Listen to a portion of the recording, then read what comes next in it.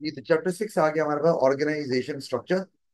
और ये O level business में भी पढ़ा हुआ है। इसमें दो चीजें इंपॉर्टेंट है, एक लेवल्स ऑफ मैनेजमेंट और एक डिवीजन ऑफ रिस्पॉन्सिबिलिटी। मतलब ये कि ऑर्गेनाइजेशन में ऑफ कोर्स आपको उस बिजनेस को मैनेज करना है, तो पहले तो ये देखना है कि उसकी लेवल्स ऑफ मैनेजमेंट कितनी है, मतलब टॉप पर कौन है और सबसे बॉटम पे कौन है। और हर एम्प्लॉयज को क्लियर होना चाहिए कि उनका इमीडिएट बॉस कौन है, ताकि उन्हें पता हो कि उनको किन की इंस्ट्रक्शंस को फॉलो करना है। इमीडिएट बॉस का मतलब है जो जिनको वो रिपोर्ट करते हैं डायरेक्ट। हर बंदा बोर्ड ऑफ डायरेक्टर्स को थोड़ी रिपोर्ट करता है, क्योंकि बोर्ड ऑफ डायरेक्टर जो होते हैं वो तो they rest at the top tier of the management, सबसे ऊपर वही होते हैं। अच्छा, और डिवीजन रिस्पॉन्सिबिलिटी में ये कि ऑफ कोर्स बिजनेस में एक टास्क को परफॉर्म करना होता है, आप कोई सर्विसेज दे रहे हैं, कोई गुड को मैन्युफैक्चर कर रहे हैं, लेकिन वो करने के लिए आप रिस्पॉन्सिबिलिटीज को डिवाइड कर लेते हैं ऑफ कोर्स। तो उसमें जो मेन चार एरियाज होते हैं किसी भी बिजनेस के अंदर, वो फाइनेंस, एचआर, मार्केटिंग और ऑपरेशन होते हैं, बिल्कुल। ये चार डिपार्टमेंट आपके होते हैं, तो आपको फिर रिस्पॉन्सिबिलिटी डिवाइड करनी की होती है। एक तो ये कि आप उसी को वो रिस्पॉन्सिबिलिटी देंगे जो उसमें एक्सपर्ट है या एबिलिटी रखता है। दूसरी बात कि आपको ये आसान हो जाता है कि अगर फर्ज किया कोई इशू आ रहा है, तो किससे कांटेक्ट करना है, कहाँ इशू आ रहा है, तो कौन उसके लिए रिस्पॉन्सिबल है, तो उसी वो फिर उससे बात की जा सकती है। अच्छा, तो ये दो चीजें बताती है। तो इससे एक तो लेवल ऑफ मैनेजमेंट का आपको बता दिया मैंने। आपको देखना है अच्छा आपकी पोजीशन ऑर्गेनाइजेशन में क्या है। अगर आपको मोटिवेशन चाहिए, तो आप देख रहे हैं कि आप अभी मिडिल लेवल ऑफ मैनेजमेंट में हैं, तो इसका मतलब है कि you there is a chance that you can go up the ladder of the management. अभी आप अगर फोर्थ लेयर पे हैं, ऊपर थर्ड सेकंड फर्स्ट लेयर भी है, तो मोटिवेशन आती है कि यार हम अच्छा काम करेंगे, ऊपर जाएंगे। अच्छा, और उसके अलावा अब बॉस को देखना है, आपका सबऑर्डिनेट कौन है, आपने उनको कंट्रोल करना है। वो गलत काम कर रहे हैं तो आंसरेबल तो आप ही होंगे ना, कि आपने उनको ऐसा टास्क क्यों परफॉर्म किया जो वो नहीं कर सकते। और रिस्पॉन्सिबिलिटी मैंने बता ही दिया है कि डिवीजन और रिस्पॉन्सिबिलिटी। रिस्पॉन्सिबिलिटी मतलब कि जिसमें स्पेशलाइजेशन, हर बंदे को वही काम दे रहे हैं जिसमें वो एक्सपर्ट है, या उसके पास नॉलेज है या एक्सपीरियंस है। और फिर आपको और फाइंड आउट करना भी आसान होता है कि कोई मार्केटिंग का एरिया सही काम नहीं कर रहा, या ऑपरेशन में इशू है, या एचआर का प्रॉब्लम है, तो आप पूरी ऑर्गेनाइजेशन के लोगों को बुलाकर मीटिंग नहीं करेंगे। आप सिर्फ उस पर्टिकुलर डिपार्टमेंट के पर्टिकुलर जो एम्प्लॉई है या मैनेजर है, आप उसको बुलाएंगे और उससे मीटिंग करेंगे, क्योंकि वो उसका ओवरऑल इंचार्ज है। या अगर एचआर की बात करते हैं तो ये आसानी हो जाती है आपके लिए। अच्छा, तो फिर it is presented in the form of organisational chart, ये नीचे नजर आ रहा है। और ऑर्गेनाइजेशन स्ट्रक्चर जो है वो उसमें डिपार्टमेंटल लाइंस पे बेस्ड होता है, जैसे हमने बात की अभी नीचे बनी भी हुई है। और हर डिपार्टमेंट एक स्पेशलाइज फंक्शन परफॉर्म करता है। तो ये नीचे में जो नजर आ रहा है, ये यही हो रहा है। सीईओ ऊपर और नीचे जो है वो बोर्ड ऑफ डायरेक्टर्स आ रहे हैं। बेसिकली सीईओ भी बोर्ड ऑफ डायरेक्टर ही होता है, लेकिन आप कह लो कि जी, ये अगर हम देखें तो इसमें काफी लेवल्स हैं। एक लेवल पहले ये वाला आ रहा है, फिर उसके बाद नीचे ये है, फिर नीचे और आ रहा है। तो ये अगर ज्यादा लेवल्स ऑफ मैनेजमेंट हो, तो हम इसको हिरार्किकल स्ट्रक्चर भी बोलते हैं। और जिसमें फिर जारी बात है वो हम अभी आगे चल के बात करते हैं। लेकिन फंक्शनल स्ट्रक्चर नॉर्मली हिरार्किकल होता है। फंक्शनल स्ट्रक्चर का मतलब है कि आपका पूरा जो ढांचा है, जो ऑर्गेनाइजेशन का स्ट्रक्चर है, वो बेस करता है आपकी डिपार्टमेंट्स पे, यानी कि सबसे टॉपर डिपार्टमेंट होते हैं और वो नीचे ऑर्डर पास करते हैं। फाइनेंस, एचआर की सारे फैसले ऊपर ही होंगे, और फिर नीचे बताया जाएगा कि क्या करना है। अच्छा, और अब हम अगर एडवांटेजेस में देख लें, तो एक तो बताया आपको, कम्युनिकेशन चैनल आपको पता चल जाएगा कौन सा मैसेज किसको भेजना है। इशू आ रहा है कि quality up to the mark नहीं है, कस्टमर कंप्लेन कर रहा है, तो आपको पता है आपको ऑपरेशन मैनेजर से बात करनी है। इस तरह आप ग्रोसरी स्टोर में चले जाए ना, तो ग्रोसरी स्टोर में भी ऑपरेशन मैनेजर होता है। पता है वो कौन होता है? वो बंदा होता है जो कि उस एरिया में जिसे कस्टमर विजिट करते हैं ना, चीजें शेल्फ पे लगी होती हैं, आप उठा रहे होते हैं, ट्रॉली घुमा रहे होते हैं, तो वो मूव करता है वहां पर। क्योंकि जो एक ग्रोसरी स्टोर है या रिटेलिंग बिजनेस है, उसका तो काम ही, उसका तो ऑपरेशन मेन है ही वो जहाँ पे कस्टमर है, क्योंकि वो कोई चीज प्रोड्यूस नहीं करता ना। तो वो फिर वहां पे अगर कोई कस्टमर्स को प्रॉब्लम आ रही है, या उनको चीजें रिक्वायर्ड अवेलेबल नहीं होती। लास्ट टाइम उन्होंने कहा था ये चीज आपकी शॉर्ट थी, अगले दिन वो फिर आए, फिर नहीं पड़ी हुई। इसका मतलब है कि issue with the operation manager. वो ये नहीं देख रहा कि जो कस्टमर की रिक्वायरमेंट है उसके मुताबिक चीजें आप शेल्फ पर प्लेस कर रहे हैं कि नहीं कर रहे हैं। तो बहरहाल तो आपको ऑर्गेनाइजेशन स्ट्रक्चर से आसानी हो जाती है। स्कूल में भी ऐसे होता है। आपने कहा जी ए लेवल्स में या बॉयज सेक्शन में या किसी सेक्शन में प्रॉब्लम आ रही है, तो उसका जो हेड है आप उसी को पकड़ेंगे। तो ऑर्गेनाइजेशन स्ट्रक्चर में ये क्लियर हो जाता है कि आपको वो सेक्शन कौन हेड कर रहा है, उसकी रिस्पॉन्सिबिलिटी है। अच्छा, एक आपको जिस बंदे को मैसेज भेज रहे हैं वो जल्दी पहुंचेगा, यानी कि अगर आपने एचआर का प्रॉब्लम आ रहा है तो डायरेक्ट एचआर मैनेजर को, एचआर मैनेजर से जो भी रेलेवेंट बंदा होगा उस तक बात पहुंच जाएगी, तो जल्दी मैसेज पहुंचेगा तो जल्दी एक्शन लिया जाएगा। और आपको पता है कि जब कंपटीशन होता है तो टाइम इज मनी। आप जल्दी एक्शन नहीं लेंगे और वो मिस्टेक्स रिपीट हो रही हैं, तो I can tell you with certainty कि कस्टमर दोबारा आपके पास नहीं आने वाला। कि अगर दोबारा एक दफा चलो हो गया, आपने उसको अच्छे से एड्रेस कर लिया, कस्टमर को काम किया, उसको प्रोडक्ट रिप्लेस कर दिया, फाइन। बार बार होगा तो कस्टमर कहेगा भाई इनका तो काम ही यही है, इसका मतलब है ये इनके पास कोई स्टैंडर्ड नहीं है, कोई यार्ड स्टिक नहीं है क्वालिटी को मेजर करने के लिए। तो उसको एड्रेस इमीडिएटली करना जरूरी है। बिजनेस की इमेज का भी प्रॉब्लम आ जाता है अगर आप अच्छी सी चीज नहीं बना रहे। फौरी एड्रेस करना है। मैंने जैसे बताया भी आपको कि किया स्पोर्टेज एक मशहूर गाड़ी है मार्केट में, और अभी भी स्टिल के वो उसमें अब उतने एडवांस फीचर्स नहीं है। लेकिन 3 इंस्टेंस में मैंने शायद पहले भी बताया था, किया के इंजन बे में आग लग गई थी खड़े खड़े। वो प्रॉब्लम था पर, लेकिन हुआ ये कि उन्होंने जल्दी इसको फौरन एड्रेस किया ना। असल चीज ये कि इंजन बे में आग लग रही है तो इसका मतलब है कि कोई मैकेनिकल इशू है या कोई इलेक्ट्रिकल इशू है। तो आपको पता था कि उसके ओवरऑल इंचार्ज कौन है। बहरहाल वो, अब उसके बावजूद देखो स्पोर्टेज तो चल रही है और उसके खिलाफ कोई ऐसा ना सोशल मीडिया पे कोई कैंपेन है, क्योंकि उन्होंने एड्रेस फौरी कर लिया। अच्छा, अब वो जब इंजन बे में मैं बताया कह रहा हूँ आपको कि इंजन बे में आग लगी 2-3 दफा जो भी है, तो 200 जो है ना, उसका भी इंजन वही है सेम जो स्पोर्टेज में डला हुआ है। तो उन्होंने कहा कि यार हमारा भी फिर ये प्रॉब्लम हो सकता है, हम भी उसी इंजन को यूज कर रहे हैं। तो उन्होंने कुछ गाड़ियां जो है वो वापस मंगवा ली और कहा भी कि आप गाड़ियां वापस दें, हम जरा एक दफा फ्री चेकअप करके देख लें कि क्या प्रॉब्लम है। तो फौरी तौर पर उस इशू को एड्रेस किया गया जो उनके अभी आया भी नहीं। और 200 में तो एक गाड़ी में भी ये प्रॉब्लम नहीं आया। लेकिन फिर भी उन्होंने इमीडिएटली उसको देखा कि हम एड्रेस कर लें कंपाइटर की कंप्लेंट्स को देकर। बहरहाल तो ऑर्गेनाइजेशन चार्ट या स्ट्रक्चर यहाँ पर बहुत ज्यादा हेल्पफुल है कि इमीडिएट एक्शन आप ले लेते हैं और फिर आप को प्रॉब्लम नहीं होता। अच्छा, और इमेज भी आपका फिर मेंटेन रहता है। अच्छा, it shows the position of the individual in an organisation, बता दिया था ये कि वो मोटिवेटेड फील करता है। मैंने ऊपर जाना है, मैं अभी नीचे हूँ, अभी और लेवल्स हैं, मैं कल को तरक्की होगी ऊपर वाले लेवल पे चला जाऊंगा।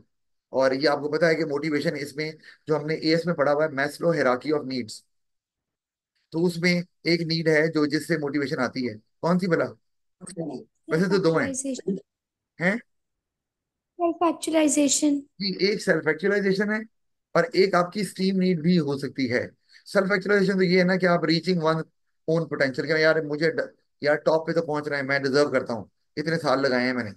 और दूसरा ये कि आप क्या कहते हैं ऊपर के लेवल्स पे जा रहे हैं, अभी सबसे ऊपर वाले लेवल पे नहीं पहुंचे या सेल्फ एक्चुअलाइजेशन पे नहीं पहुंचे, लेकिन आपका आप स्टेटस बेहतर हो गया है।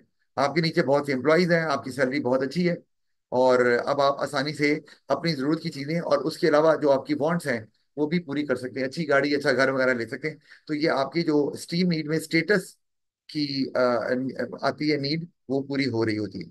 तो ये भी मोटिवेशन। अच्छा, फिर या ये कि कंपनी आपको गाड़ी घर दे रही है, वो भी इसी में आ रहा है। It also shows how different departments are link together. ये भी पता चलता है आपको कौन सा डिपार्टमेंट किसके साथ जुड़ा हुआ है, तो ताकि कोऑर्डिनेशन में आसानी होती है। कोऑर्डिनेशन जरूरी होती है क्योंकि एक डिपार्टमेंट अलोन अगर अच्छा काम कर भी रहा है तो इट डज नॉट मीन कि बिजनेस अपने ऑब्जेक्टिव्स को मीट करने में सक्सेसफुल होगा जब तक कि सारे डिपार्टमेंट इकट्ठे काम नहीं करते। पहले भी बहुत दफा इस पर बात हुई भी है। मार्केटिंग डिपार्टमेंट काम कर रहा है, अच्छा, फर्ज किया, अब वो एडवर्टाइजमेंट कर रहा है बहुत अच्छी, अट्रैक्टिव, और लोग देखकर पसंद भी कर रहे हैं, and they are visiting shops as well to buy that item. लेकिन वो शॉप में अवेलेबल ही नहीं है। क्यों? क्योंकि ऑपरेशन डिपार्टमेंट से कोऑर्डिनेशन ही नहीं हुई। बनाना तो उसने था, उसने तो एडवर्टाइजमेंट चलानी थी या एक campaign to make the people aware of the product ये जो नया आ रहा है। वो नहीं हुआ, कोऑर्डिनेशन होती तो आसानी थी कि भाई ये हम एडवर्टाइजमेंट कर रहे हैं, तो आप ये जो प्रोडक्ट है ये टाइम पर आप मार्केट में लेकर आनी है। क्योंकि अगर एडवर्टाइजमेंट और वो प्रोडक्ट इन लाइन नहीं है, आप एड चला रहे हैं लेकिन product is still not available in the shop, तो वो बहुत बुरा इंप्रेशन पड़ेगा और कस्टमर एक आध दफा पूछकर छोड़ देंगे, फिर वो आपका प्रोडक्ट लेंगे नहीं, वो कोई दूसरा ले लेंगे, सारी बात। तो ये इशू आ सकता है। अच्छा फिर जैसे ना एक गाड़ी थी प्रोटॉन X70, ये ना मलेशियन ब्रांड है, तो अच्छी गाड़ी है, क्रॉस ओवर ही है, कम नजर आती है। उसकी वजह यही थी कि उनका प्रॉब्लम ये रहा कि उनकी वो डिलीवरी पे वो टाइम पे डिलीवर नहीं कर रहे थे। मतलब कभी ऐसे भी हुआ कि किसी बंदे ने गाड़ी बुक करवाई, एक एक साल बाद गाड़ी मिल रही है। तो सारी बंदे इन्होंने बुक कराई थी, उन्होंने तो चलो जिस तरह करके साल साल 1.5 1.5 साल बाद गाड़ी ले ली, तो बाकी क्यों बुक कराएंगे? वो कहेंगे हमें जहाँ 3 महीने बाद गाड़ी मिल रही है, 4 महीने बाद मिल रही है, हम वहीं से लेंगे। और जाहिर है गाड़ी बुक कराने का मतलब ये होता है कि यार गाड़ी जल्दी मिले, क्योंकि या तो आपके पास गाड़ी पहले से मौजूद है उसको आप बेच रहे हैं, या आपको वो गाड़ी चाहिए तो कोई वजह है तो गाड़ी लेना चाह रहे हैं ना। एनीवे तो वो उनकी शायद उस तरह से मोस्ट प्रॉब्ली कोऑर्डिनेशन नहीं थी कि जी आप जब डील कर रहे हैं, जो सेल्स स्टाफ है या जो आपने डीलर हायर किए हुए हैं जो कि ऑर्डर ले रहे हैं, उनकी कोऑर्डिनेशन होनी चाहिए थी फैक्ट्री में कि जी हाँ इतनी चीजें बननी है। बहरहाल वो और भी खाली ये इशू नहीं है, और भी इशू से जिसकी वजह से वो गाड़ी फेल हो गई। अब वो गाड़ी बन ही नहीं रही असल में। तो और यही वजह कि वो लोग ले नहीं रहे, लोग कहते हैं भाई हम दूसरी गाड़ी लेंगे। तो कोऑर्डिनेशन इंपॉर्टेंट है, वरना आपके प्रोडक्ट अच्छा होने के बावजूद आप you will be thrown out of the market. अच्छा फिर it helps to know who has the authority over whom and who is responsible to whom, ये इंपॉर्टेंट है। आपको पता होना चाहिए किसकी इंस्ट्रक्शन को फॉलो करना है भाई। हारे कि सर वो उन्होंने मुझे कहा था, ये तो हम मैं इंस्ट्रक्शन फॉलो कर रहा था, लेकिन इन द एंड आपको ये कहा जाएगा कि भाई वो तो आपके इमीडिएट बॉस थे ही नहीं, और आपने अपने इमीडिएट बॉस की इंस्ट्रक्शन को फॉलो नहीं किया या उसको टाइम पर पूरा नहीं किया, और किसी और जो कि उनसे भी ऊपर थे फर्ज किया, या फिर आपके डिपार्टमेंट के नहीं थे, आपने उनको उनकी इंस्ट्रक्शन फॉलो की, पहले प्रायोरिटी दी, तो आपको अच्छा समझा नहीं जाएगा। ये आपकी पूरी परफॉर्मेंस मानी जाएगी, क्योंकि आपका सबसे पहले काम है। यानी कि आप अगर गंदा काम भी करते हैं ना, लेकिन आप अपने जो इमीडिएट बॉस है उसके ऑर्डर्स फॉलो कर रहे हैं, तो आपको कुछ नहीं कहा जाएगा, क्योंकि आपने तो कहेंगे "वो जो मुझे कहा गया मैंने कर दिया"। वो रिस्पॉन्सिबिलिटी आपके इमीडिएट बॉस की। अच्छा तो ये यहाँ से आपको पता चल जाएगा, और कस्टमर्स के लिए बहुत आसान हो जाएगा कि रिपोर्ट किसको करनी है। मैनेजर के लिए भी आसान हो जाएगा किन वर्कर्स को वो आपको आंसरेबल है, तो आप उनसे पूछते रहेंगे या उनको सुपरवाइज करना है। It also shows who has overall responsibility, कि टॉप ऑफ द लेवल कौन बैठा हुआ है, बॉस कौन है, ये भी जरूरी है। अच्छा फिर ये फंक्शनल स्ट्रक्चर। अच्छा नॉर्मली जब भी ऑर्गेनाइजेशन स्ट्रक्चर में फंक्शनल स्ट्रक्चर आता है तो ये हिरार्किकल होता है और ये सेंट्रलाइज्ड होता है। सेंट्रलाइज का मतलब ये है कि सारे डिसीजन जो है ना, they are taken at the centre, या आप ऐसे बोलो they are taken at the top, और नीचे किसी किस्म की फीडबैक जो है ना उसको इनकरेज नहीं किया जाता। यानी कि आप ये कह लो कि ऑटोक्रेटिक स्टाइल जो है वो फॉलो किया जाता है, जो एएस में ही पड़ा हुआ है। तो most common form of organisation structure ये हर जगह में नजर आता है। फिर power rest at the top, ये बता दिया आपको। फिर unlikely to accept change, lack of innovation, और better control on all activities. सारी पता सारी एक्टिविटीज पे आपका कंट्रोल कैसे है, क्योंकि आपकी इंस्ट्रक्शन के बगैर पता भी नहीं लगेगा। जो आप कहें कहें कहेंगे वही होगा। तो कोई चांस नहीं है कि एम्प्लॉय कुछ ऐसा कर दे जो कि आप नहीं चाह रहे थे, और वो बाद में फिर बिजनेस को नेगेटिव इम्पैक्ट आ जाए। Sports specialisation, higher productivity. अच्छा इसमें पॉइंट लिखे हुए हैं नीचे भी, अभी जाते हैं, लेकिन इसमें अब अच्छा मोस्ट कॉमन तो मैंने लिख दिया आपको वैसे, ठीक है। पावर एट द टॉप और सेंट्रलाइज स्ट्रक्चर है, तो इसके फायदे आप बता सकते हैं खुद से। अगर ये तो इसके फीचर में आ रहा है ना, डेफिनेशन के तौर पे लिख सकते हैं, लेकिन इसके फायदे नुकसान नीचे हैं। इनोवेशन कोई नहीं होनी। वजह क्या है? इनोवेशन जो है वो नॉर्मली आप करते हैं अगर आपका रिसर्च एंड डेवलपमेंट का डिपार्टमेंट स्ट्रांग है। और रिसर्च एंड डेवलपमेंट का जो डिपार्टमेंट होता है उसका काम होता है कि कस्टमर्स की रिक्वायरमेंट्स को भी सुनना और कॉम्पिटिटर्स की मूव्स को भी देखना, और उसके हिसाब से फिर प्रोडक्ट मार्केट में लेकर आना। तो अगर आप उसमें एम्प्लॉयज को नहीं इन्वॉल्व कर रहे, जिनका क्लोज इंटरेक्शन होता है एम्प्लॉयज के साथ, तो जाहिर बात है आपको नहीं पता कि प्रोडक्ट में हमें क्या क्या फीचर्स ऐड करने हैं या किस क्वालिटी का प्रोडक्ट बनाना है, तो वो फिर प्रॉब्लम आपको होगी। या आप स्लो रहेंगे। जैसे पब्लिक सेक्टर ऑर्गेनाइजेशन जितनी भी होती हैं जो गवर्नमेंट ओन करती है, वो फंक्शनल स्ट्रक्चर ही होते हैं, हिरार्किकल। और उसमें आप देखें कितने स्लो हैं वो, उसमें एक्शन लिया ही नहीं जाता। उसकी वजह ये है कि अगर आपको पता भी चल जाए ना कि आपने ये चेंज लेकर आना है, कस्टमर वुड लाइक इट, या it will give you a competitive as, तो वो डिसीजन आप ले नहीं सकते ना। जो फ्रंट पे काम कर रहे हैं, जो टॉप पर है, डिसीजन उन्होंने लेना है। और आप उनको बता भी नहीं सकते क्योंकि फीडबैक तो इनकरेज की नहीं जाती। तो जब तक वो खुद थैंक्स नहीं करेंगे, डिसीजन लिया नहीं जाएगा, तो जिससे वो ऑर्गेनाइजेशन हमेशा पीछे ही रहेंगी। और इसी वजह से आप कोई भी पीआई को ले लें, या पाकिस्तान रेलवे को ले लें, या आप पीटीबी को ले लें, तो आपको नजर आएगा कि वो आप जो है ना, आप बहुत ज्यादा माइल्स जो है ना वो अवे हैं आपके जो बाकी प्राइवेट सेक्टर बिजनेसेस हैं जो इसी किस्म का बिजनेस कर रहे हैं। तो माइल्स बिहाइंड है। अच्छा, फिर बेटर कंट्रोल ऑन एक्टिविटीज, ये तो समझ आती है कि आपको पता है क्या रिक्वायरमेंट अगर है, और आप जैसे कि आपने ये क्लेम किया हुआ है कि हम जो प्रोडक्ट बना रहे हैं ये अनब्रेकेबल है, कोई ग्लास है फर्ज की, तो आप क्लेम कर रहे हैं तो आपको पता है कि भाई प्रोडक्ट भी ऐसा ही होना चाहिए।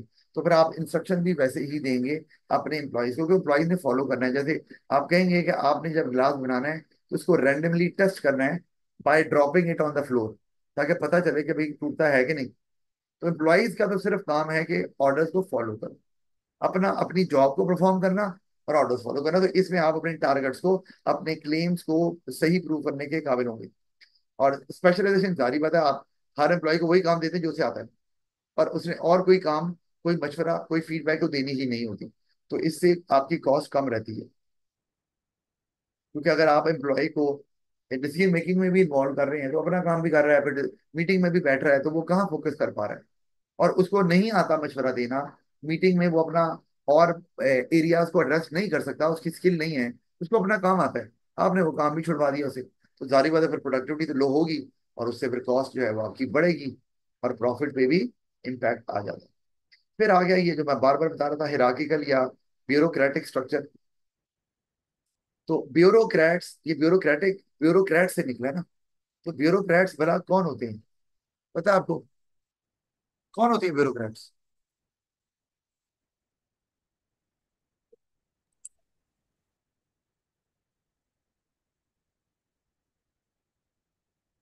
नहीं पता?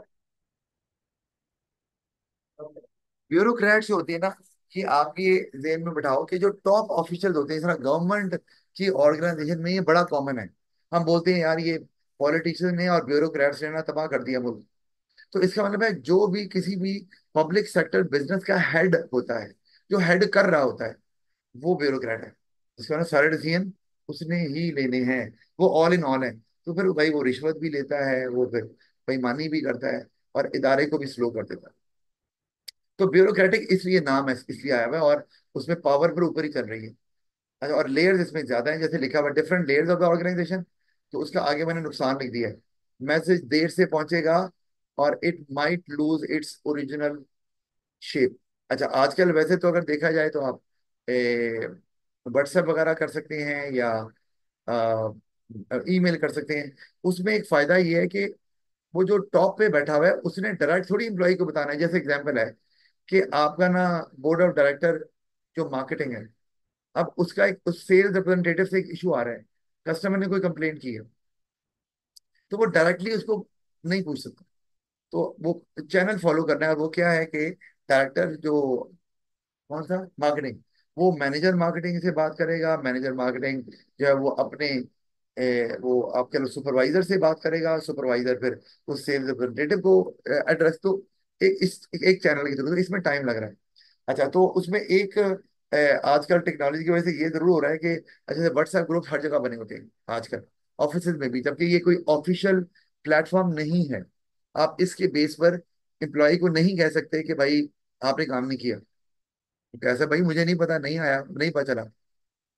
लेकिन ये बने होते हैं स्कूल में भी, मैंने भी हर स्कूल का ना जहाँ जहाँ पढ़ाता हूँ वहाँ पे ग्रुप बना हुआ है। तो ये ट्रैफिक बड़ी चलती रहती है, तो ये बड़ा मसला है। और कई आते जाते मैसेज आते हैं, मुझे नहीं भी पता चलता कई दफा। एनीवे, तो उससे ये वो करते क्या है, हेड्स जो होते हैं ना, वो उसी मैसेज को जो आया होता है हेड ऑफिस से, उसको आगे कॉपी पेस्ट कर देते हैं। फॉरवर्ड कर देते हैं, तो उससे एक ये प्रॉब्लम हल हो जाती है कि मैसेज डिस्टॉर्ट नहीं हो। अच्छा, लेकिन कम्युनिकेशन स्लो होगी, जारी बात है। आप उसको पहले एक अपने बंदे को भेजेंगे, फिर वो अपने से जूनियर को भेजेगा, वो अपने सबऑर्डिनेट को भेजेगा, तो उस हिसाब से फिर टाइम लग सकता है, और पढ़ने में भी टाइम लगेगा। अगर आपने ईमेल भी भेज दिया है, व्हाट्सएप भी कर दिया है, तो वो व्हाट्सएप नहीं देख रहा अभी, मोबाइल उसने नहीं खोला हुआ, या इंटरनेट नहीं है वहां पर। तो अक्सर में तो होता है ऐसे, या ईमेल उसने नहीं खोली हुई, या ईमेल खोलने के लिए उसके पास कोई फैसिलिटी नहीं है, तो फिर प्रॉब्लम आपको वो और डिले हो जाएगा। अच्छा, फिर और अगर आप जुबानी वर्बल मैसेज दे रहे हैं, तो फिर तो वो मैसेज अपनी ओरिजिनल शेप को लूज करेगा ही करेगा, और उसके बेस पे फिर जब डिसीजन लेगा एम्प्लॉय, तो वो फिर बिजनेस पे नेगेटिव इम्पैक्ट आ जाएगा, या मिस्टेक हो जाएगी, उससे कॉस्ट बढ़ जाएगी। Fewer people on each high level, जैसे जैसे ऊपर जाते हैं बंदे कम होते जाते हैं, दो बातें हैं। जैसे जैसे ऊपर जाते हैं बंदे कम होते जाते हैं और उनकी पावर बढ़ती जाती है, और टॉप पर सिर्फ एक ही बंदा होता है, तो वो ऑल पावरफुल होता है। अच्छा, decision making power rest at the top, ये हमने बता दिया, सेंट्रलाइजेशन हो रही है। इसका फायदा नुकसान आप बता सकते हैं। Clear and well defined role, हाँ ये एक फायदा जरूर है। रोल कल्चर, आपने एक रोल डिफाइन कर दिया है एक एम्प्लॉय के लिए, अब वो उस रोल से बाहर नहीं निकलेगा। उसको कुछ पता भी है तो उसका काम नहीं है। इसका एक तो फायदा भी है, खाम खाम में जो है ना वो किसी किस्म की राइवलरी क्रिएट नहीं हो रही कि जी आपने फलाने डिपार्टमेंट की बात हमसे क्यों की। तो डिपार्टमेंट आपस में भी लड़ सकते हैं ना, तो ये प्रॉब्लम हो सकती है। और अगर डिपार्टमेंट में राइवलरी आ रही है, इसका मतलब है नुकसान सरासर बिजनेस का ही हो रहा है। तो एक तो ये अपने काम पे फोकस करेगा, प्रोडक्टिविटी ज्यादा होगी, क्वालिटी भी आपको दिमाग रहेगी।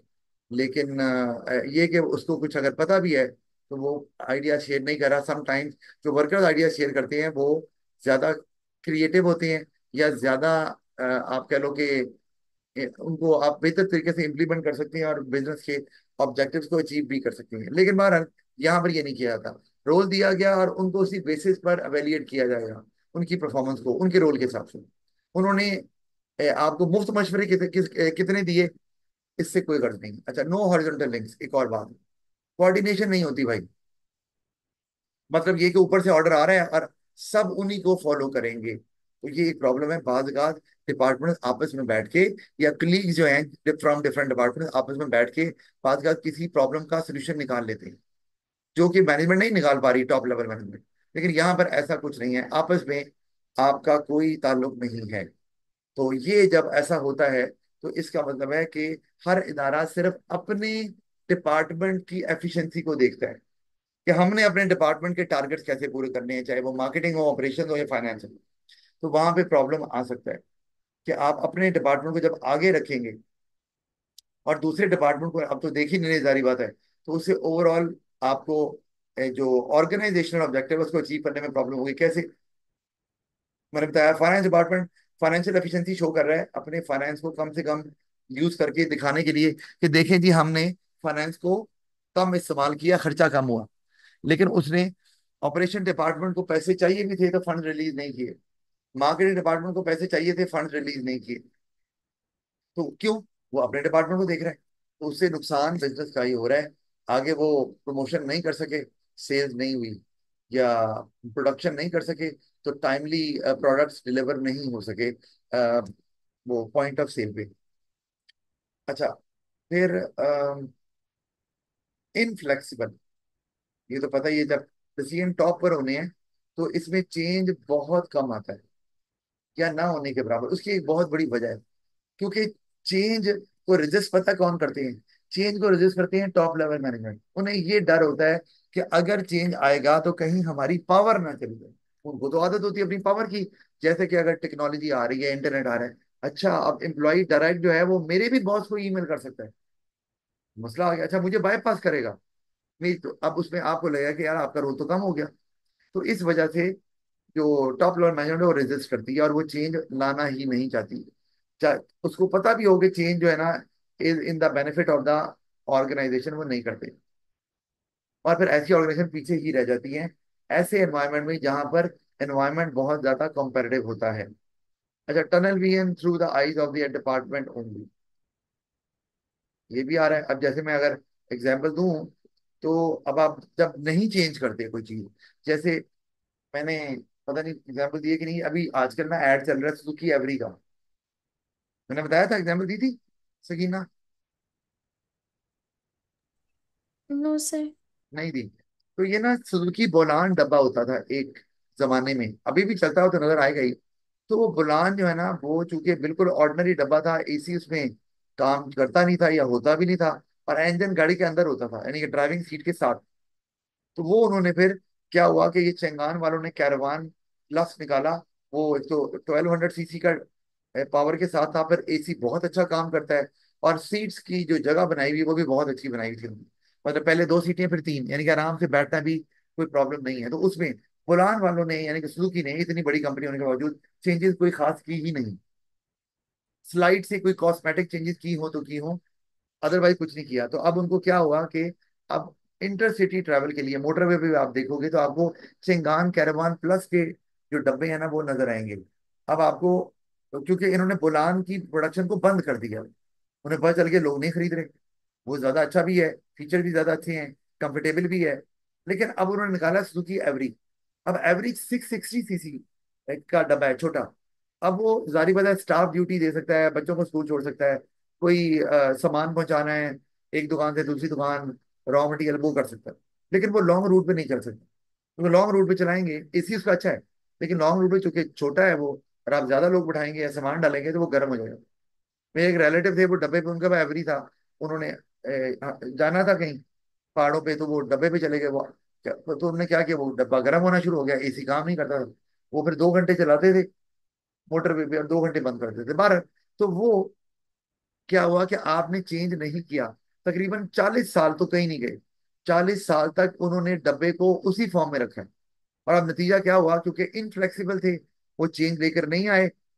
किसी ने बताया नहीं, मार्केटिंग डिपार्टमेंट ने नहीं बताया, प्रोडक्शन डिपार्टमेंट ने कोई सजेशन नहीं दी, या पता नहीं दी कि जी इसमें चेंजेस लेकर आते हैं। और वो एक नई कंपनी जो 40 साल के बाद आई है, उसने उड़ा के रख दिया उसको। और अब उन्होंने कहा है कि ठीक, कोई बात नहीं, हम शहर के अंदर अपना एवरी डब्बा चलाएंगे, और बाहर चलें अगर वो चल रहा है तो चलने देंगे। और प्राइस जो है वो थोड़ी सी 2-3 लाख कम रखी है, चलें। अच्छा, तो अब टनल वीएन में क्या होता है कि हर डिपार्टमेंट अपना सोचता है, मैंने ये इसको कवर कर दिया हुआ है, ठीक है। फिर उससे नुकसान बिजनेस का हो रहा है। ऑटोक्रेटिक स्टाइल ऑफ मैनेजमेंट, ये भी वन वे कम्युनिकेशन, इसका भी नुकसान है। इसका सबसे बड़ा नुकसान तो ये है कि एम्प्लॉयज डीमोटिवेट हो जाएंगे, उनके जो पर्सनल इश्यूज हैं जॉब रिलेटेड उनको एड्रेस नहीं किया जाएगा। तो आइडियाज भी जनरेट नए नहीं होंगे। हो सकता है वो ज्यादा बेहतर आइडियाज आपको बता सकें। अभी जो मैंने डायग्राम यहाँ बनाई हुई है, आपको नजर आ रहा है, ये इसमें आप देख रहे हैं कि इसमें हॉरिजॉन्टल लिंक्स नहीं है। यानी कि अगर मैं ऊपर बात करूं टॉप पर, तो एक पर्पल मैनेजर है, नीचे एक ग्रीन मैनेजर और पर्पल मैनेजर है, वो आपस में किसी किस्म का कोई कोऑर्डिनेट, कोई किसी किस्म की कोऑर्डिनेशन नहीं कर सकते। इस तरह येलो वाले मैनेजर के ले लो, आपस में उनकी कोई लाइन हॉरिजॉन्टली नहीं खींची जा रही। तो ये और इसमें लेवल ज्यादा है, पहला लेवल, दो, तीन, चार, और जितने नीचे जा रहे हैं नंबर ऑफ वर्कर्स बढ़ रहे हैं, और पावर भी उनके पास कोई नहीं है। तो ज्यादा टाइम लेगा ना फिर कम्युनिकेशन। फिर आगे हमारे पास मैट्रिक्स स्ट्रक्चर। अच्छा, जो कुछ बोला है? जी सर, मेरा एक क्वेश्चन है सर। अभी जो ये वाला स्ट्रक्चर डिस्कस किया और उससे ऊपर वाला जो फंक्शनल स्ट्रक्चर है, उसमें डिफरेंस सिर्फ हॉरिजॉन्टल लिंक्स का ही है? या अच्छा, ये वाला। हाँ, अब ऊपर ये है कि जो ब्यूरोक्रेटिक स्ट्रक्चर है ना, उसमें जरूरी नहीं है कि आपके डिपार्टमेंट्स ही हों। हो सकता है एक ही बंदा देख रहा हो सारा। लेकिन जब आपने ऊपर फंक्शनल स्ट्रक्चर की बात की है, तो ऊपर लाजमी तौर पर डायरेक्टर जो होंगे ना, क्योंकि सबसे ऊपर होते तो बोर्ड ऑफ डायरेक्टर्स हैं। तो फंक्शनल स्ट्रक्चर अगर होगा तो board of director her department के होंगे, और वो उस डिपार्टमेंट को हेड करेंगे, और नीचे वो मैनेजर अपॉइंट करेंगे, और काम चलेगा, जो मैं बताया। जो ब्यूरोक्रेटिक स्ट्रक्चर है उसमें ये जरूरी नहीं है। और दूसरा ये कि उसमें हॉरिजॉन्टल लिंक्स भी नहीं होते, ये भी एक बात है। तो उसमें एक बंदा भी, जैसे आपको बताया कि सारी पावर है ही उसके पास, तो वो एक ही बंदा हो सकता है सारे डिसीजन ले रहा हो। तो हर किस्म का काम, कोई अप्रूवल लेना है तो वही बंदा अप्रूव करेगा, तो आगे बात बनेगी, वरना नहीं बनेगी। फिर मेट्रिक स्ट्रक्चर जो है ना, इसमें एक मैंने, आप देखो तो पहला ही पॉइंट लिखा है, cut across the departmental lines. ये बिल्कुल उसके ऑपोजिट जा रहा है कि इसमें आपने डिपार्टमेंट आपस में भी कम्युनिकेट करेंगे। इनफैक्ट आपको पता ही नहीं चलेगा कि डिपार्टमेंट अलग अलग भी हैं कि नहीं। अच्छा, उसके लिए वो क्या करते हैं, हम फिर बाकी अभी आगे पढ़ लेते हैं, लेकिन पहले हम नीचे वाला जो मैंने ग्रिड सा बनाया उसको देखो। यहाँ पर आपको एचआर नजर आ रहा है, फाइनेंस है, आईटी है, मार्केटिंग है, ऑपरेशन है। माना कि इसमें ये डिपार्टमेंट्स तो बने हुए हैं, लेकिन साथ में प्रोजेक्ट ए बी सी ये भी बने हुए हैं। अब दो आपको ना, अभी ये जो बंदा आपको नजर आ रहा है ब्लैक ये वाला, अब ये इसके दो बॉस हैं, एक एचआर डिपार्टमेंट का जो मैनेजर है वो, और एक जो प्रोजेक्ट ए यानी कि जो टीम को लीड कर रहा है, टीम लीडर वो भी है। तो अब प्रोजेक्ट ए कैसे होता है, आपने एक प्रोजेक्ट ए रखा है फर्ज किया, तो आप एचआर में से एक बंदा लेंगे, फाइनेंस में से एक बंदा लेंगे, आईटी में से एक बंदा लेंगे, मार्केटिंग में से एक बंदा लेंगे और ऑपरेशन में से। अब आपकी प्रोजेक्ट ए के अंदर कितने बंदे हो गए, पांच। वो पांचों बंदे प्रोजेक्ट ए के अंदर भी काम कर रहे हैं, और वो पांचों बंदे हर अपने अपने डिपार्टमेंट को रिप्रेजेंट भी कर रहे हैं। तो इसका मतलब है उनकी आपस में खाली कोऑर्डिनेशन नहीं हो रही, they are working as a team for to complete project ए, वो जो भी है। इसी तरह प्रोजेक्ट बी में भी, सी में भी। तो ये इसको बोलते हैं cut across the departmental line, कि डिपार्टमेंट की बाउंड्री अब जो है ना वो इनविजिबल हो गई है, क्योंकि वो वर्कर डिपार्टमेंट में तो काम कर रहे हैं, लेकिन जब वो अपने प्रोजेक्ट के लिए काम करने आते हैं तो they are part of the same team, वो डिपार्टमेंट कोई नहीं है। लेकिन फायदा ये होता है कि जारी बात है, उसमें हर डिपार्टमेंट की इनपुट आ जाती है, कि उस प्रोजेक्ट में आपको एचआर को भी देखना है, आपको प्रोजेक्ट फाइनेंस को भी देखना है, आईटी को भी, या मार्केटिंग ऑपरेशन। तो वो सारे उसमें ज्यादा बेहतर तरीके से इनपुट दे पाते हैं इस प्रोजेक्ट के लिए। अच्छा, एक तो ये बात है। दूसरी, प्रोजेक्ट टीम होती है consisting of members from all department, ये बता दिया है। प्रोजेक्ट फोकस्ड, तो इसमें आपके लिए प्रोजेक्ट को कंप्लीट करना ज्यादा आसान होता है। एक तो टीम स्पिरिट होती है, और उसमें ये भी नहीं कि आपको लिमिटेशन नहीं होती कि यार फाइनेंस का इशू आएगा, मार्केटिंग का आएगा, क्योंकि उस टीम के अंदर सारे डिपार्टमेंट के मेंबर्स के एम्प्लॉयज शामिल हैं। तो आपको ये इशू आने वाला नहीं है कि कोई प्रॉब्लम होगा, कोऑर्डिनेशन वही हो जाएगी। आगे लिखा हुआ है, coordination will help employees think beyond what is good for the department. ये टनल विजन नहीं होगा। टनल विजन ये कि आपको सिर्फ अपना डिपार्टमेंट अब नजर नहीं आएगा, आप बाकी डिपार्टमेंट्स को भी कंसिडर करेंगे, कि उनके इश्यूज को भी रिजॉल्व करने की कोशिश करेंगे। क्रॉस ओवर ऑफ आइडियाज, जारी बात है, इसमें आइडियाज भी आ रहे हैं, मोटिवेशन आ रही है, और इसमें ग्रोथ के चांसेस ज्यादा हैं। Business is likely to grow quickly, responsive towards changing market, जारी बात है। टीम बैठ रही है तो ये काम कर रही है, और क्या कर रही है। फिर लेस डायरेक्ट कंट्रोल, जारी बात है, जब टीम बना दी है तो अब वो टीम इंडिपेंडेंटली काम कर रही है, और डिपार्टमेंट नहीं है वहाँ। हाँ, टीम लीडर हो सकता है, तो टीम लीडर भी काम असाइन कर सकता है, और बाद में वो जो टीम है वो खुद से अपने टास्क को डिवाइड करके तो टास्क अकॉम्प्लिश कर रही है। टीम मेंबर्स में हैव टू लीडर्स, वो मैंने बता दिया है। तो ये एक प्रॉब्लम आ सकता है कि अगर दोनों ने कोई इंस्ट्रक्शन दी है, जैसे इस बंदे को एचआर के हेड ने भी कुछ कुछ कहा है, प्रोजेक्ट ए का जो टीम लीडर है उसने भी कोई इंस्ट्रक्शन दी, और दोनों इंस्ट्रक्शन एक दूसरे के ऑपोजिट है, तो आपको प्रॉब्लम आ गई कि भैया आप क्या करें, अब किसकी बात मानेंगे।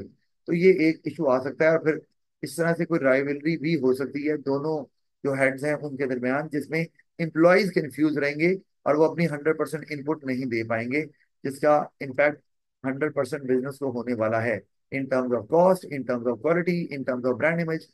आप वो देख सकते हैं। अच्छा, फिर आगे, अच्छा डिविजनल स्ट्रक्चर आ गया, लेकिन इसको हम बाद में देखेंगे। एक बात जो बताना भूल गया, कि वो ये है कि ये डिसेंट्रलाइज्ड स्ट्रक्चर होता है, मैट्रिक्स।